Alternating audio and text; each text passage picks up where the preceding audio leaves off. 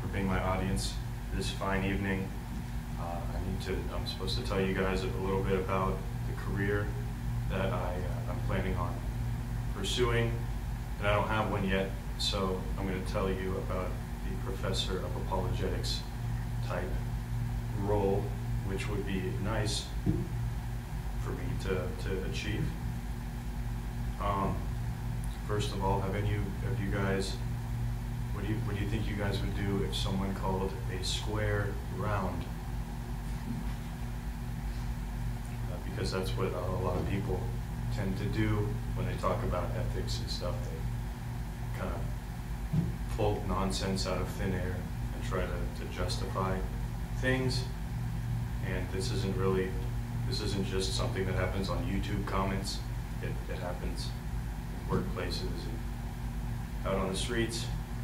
I became interested in apologetics senior year of high school, read some books. So I want to tell you guys a little bit about that, the little brief history of apologetics, some of the apologists that have influenced me, and then some of its practical applications. All right, the history. There are two historical approaches to apologetics. There's the classical and the presuppositional. There's also evidential, but I don't know a whole lot about that. The word apologetics comes from the apologion word that Peter uses when he says to be prepared to make a defense for the hope that is within you. And so classical apologetics uses reasoning to arrive at the conclusion, usually just that God exists. There are some other applications for it, but it primarily uses things like the cosmological argument, teleological, ontological. It usually just is used to prove or to give evidence for theism, and not typically specifically the God of the Bible. Prove that.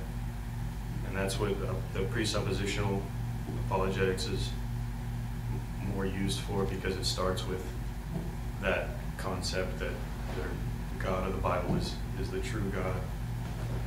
And because everyone has a worldview, so you can't really have this neutrality where you can unbiasedly say, this is evidence, this is evidence. You're going to have people suppressing the truth and unrighteousness. You're going to have people who love the truth. And some of the apologists, I started out reading just classical apologetics. Mere Christianity from C.S. Lewis was one of them. I read some stuff from William Lane Craig and Lee Strobel, watched some of their debates. And I started getting into, I read Greg Bahnsen's book, Always Ready, and that was a pretty different approach that I liked. And then James White, who I saw a debate a couple of months ago. And yeah, that's pretty much it.